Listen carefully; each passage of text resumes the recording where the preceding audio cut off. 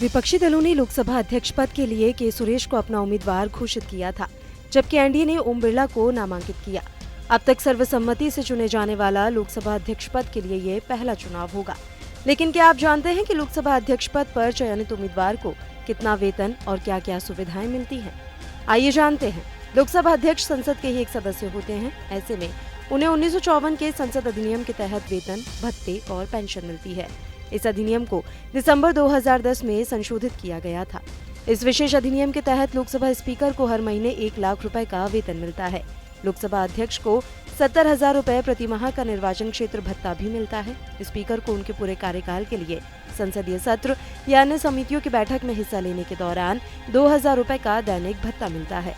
उन्हें 2,000 रुपए सत्कार भत्ता भी दिया जाता है। कार्यकाल पूरा होने के बाद स्पीकर को संसद का सदस्य होने के नाते 2010 के संसद बिल के मुताबिक 20,000 रुपए की मासिक पेंशन मिलती है। पेंशन के अलावा स्पीकर को 1,500 रुपए का अतिरिक्त भत्ता भी दिया जाता है। लोकसभा अध्यक्ष को वो कैबिनेट मंत्रियों की तरह कई तरह की सुविधाएं दी जाती हैं। इन्हें और इनके परिवार को सदन के मंत्रिमंडल के बराबर यात्रा भत्ता दिया जाता है। लोकसभा अध्यक्ष चाहे देश के भीतर यात्रा कर रहा हो या विदेशी दौरा कर रहा हो, उसे मिलने वाली सुविधाओं में फ्री आवास, फ्री यात्रा और फ्री बोर्डिंग शामिल है। स्पीकर को उसके पूरे कार्यकाल के दौरान भारत सरकार की तरफ से बंगले की भी सुविधा दी जाती है। आवास के साथ फ्री बिजली, एक तय सीमा तक फ्री फोन कॉल की सुविधा, मुफ्त नौकर और मुफ्त कर्मचारियों की सुविधा भी अध्यक्ष को दी जाती है। इनके अलावा लोकसभा अध्यक्ष और उनके परिवार को मुफ्त चिकित्सा सुविधाएं भी मिलती हैं। बहरहाल आपको एक बार फिर बता दें कि ओम बिरला लगातार दूसरी बार लोकसभा के अध्यक्ष चुने गए हैं। प्रधानमंत्री नरेंद्र मोदी ने उनके नाम का प्रस्ताव रखा। ध्वनिमत से उनको स्पीकर बनाए जाने का प्रस्ताव पारित किया गया। उनके एक बार फिर से स्पीकर बनने पर प्रतिक्रियाओं का दौर भी लगातार जारी है। कांग्रेस नेता सचिन पायलट ने भी अपनी प्रतिक्रिया दी। सुनाते हैं क्या कुछ कहा उन्होंने। जैसा कि आप सब जानते हो, बड़ी खुशी की बात है कि कांग्रेस वर्किंग कमेटी का जो सर्वसम्मति से प्रस्ताव था, जो हम लोगों ने राहुल गांधी जी को आग्रह किया था, वर्किंग कमेटी ने उस आग्रह को उन्होंने स्वीकार किया और कांग्रेस पार्लियामेंट्री पार्टी की चेयरपर्सन सोनिया गांधी जी ने राहुल गांधी जी को नमोनित किया है नेता प्रतिपक्ष के रूप में। राहुल गांधी जी के लीडर ऑफ ऑपोजिशन बनने से न सिर्फ कांग्रेस में, कांग्रेस कार्यकर्ताओं में, लेकिन पूरा विपक्ष, समूचा जो इंडिया अलायंस है, सभी लोगों में एक ऊर्जा का संचार हुआ है। राहुल गांधी जी ने लगातार इस सरकार को चुनौती दी है, पारदर्शिता की लड़ाई लड़ी है, लोगों की आवाज बनने का काम किया है, संसद के अंदर और संसद के बाहर। आज जब वो नेता प्रतिपक्ष बने हैं तो उससे विपक्ष की उम्मीदें और बढ़ी हैं, लोगों के अंदर विश्वास पैदा हुआ है और लाखों करोड़ों लोग जिन्होंने लोकतंत्र को जीवित रखने के लिए, संविधान को सुरक्षित रखने के लिए इंडिया अलायंस को वोट डाला था, उन लोगों को आज उम्मीद बनी है कि सदन के अंदर मुस्तैदी से, मजबूती से और सच की लड़ाई लड़ने का काम राहुल गांधी जी करेंगे। उनका नेता विपक्ष बनने पर मैं उनको, उनकी मैं समझता हूं जो आने वाली भूमिका होगी उस पर सब लोग नजर बनाए हुए हैं और पूरा देश आज उम्मीद करता है कि हम सब की बात को रखने का वो काम करेंगे। राहुल गांधी जी के नेता प्रतिपक्ष बनने से न सिर्फ कांग्रेस को ताकत मिलेगी, लेकिन उस सोच को ताकत मिलेगी जो सोच इस देश में अमन, चैन, प्यार, भाईचारा और संविधान को सुरक्षित बनाने का काम करना चाहती है। सरकार का जो रवैया रहा, मैं मानता हूं कि वो सही नहीं था। अभी इस पे अंतिम निर्णय नहीं हो पाया है कि आगे क्या होगा, लेकिन परंपरा ये होती है कि अगर स्पीकर बिना चुनाव के चुना जाता है तो डिप्टी स्पीकर का पद विपक्ष को दिया जाता है। जब यूपीए की सरकार थी तब डिप्टी स्पीकर हमेशा विपक्ष के पास था।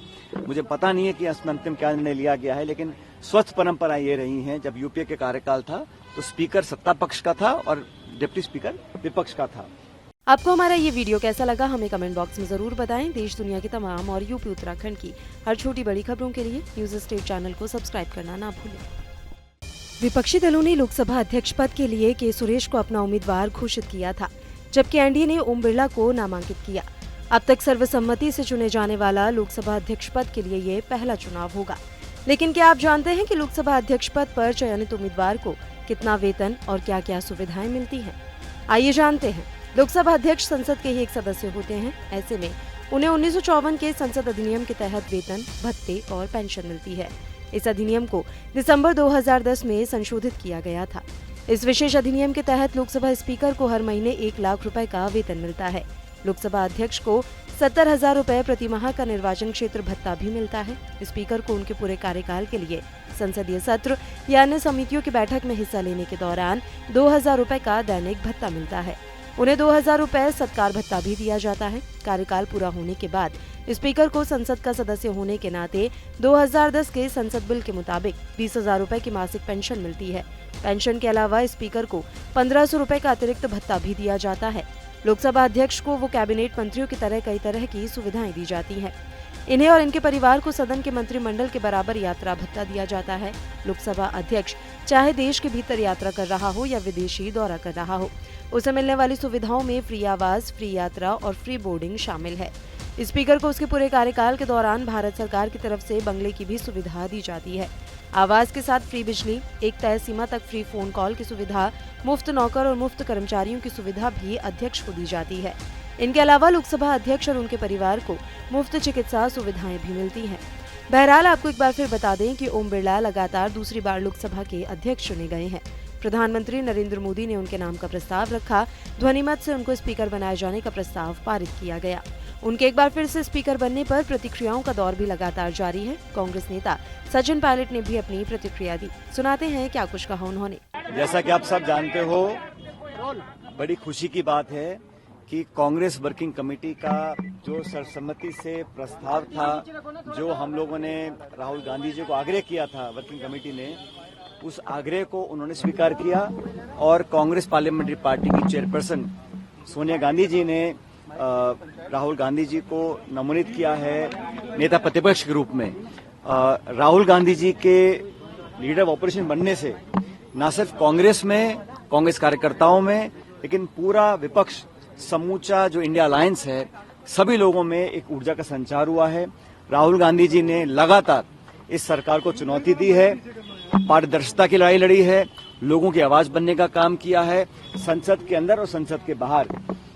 आज जब वो नेता प्रतिपक्ष बने हैं तो उससे विपक्ष की उम्मीदें और बढ़ी हैं, लोगों के अंदर विश्वास पैदा हुआ है और लाखों करोड़ों लोग जिन्होंने लोकतंत्र को जीवित रखने के लिए, संविधान को सुरक्षित रखने के लिए इंडिया अलायंस को वोट डाला था, उन लोगों को आज उम्मीद बंधी है कि सदन के अंदर मुस्तैदी से, मजबूती से और सच की लड़ाई लड़ने का काम राहुल गांधी जी करेंगे।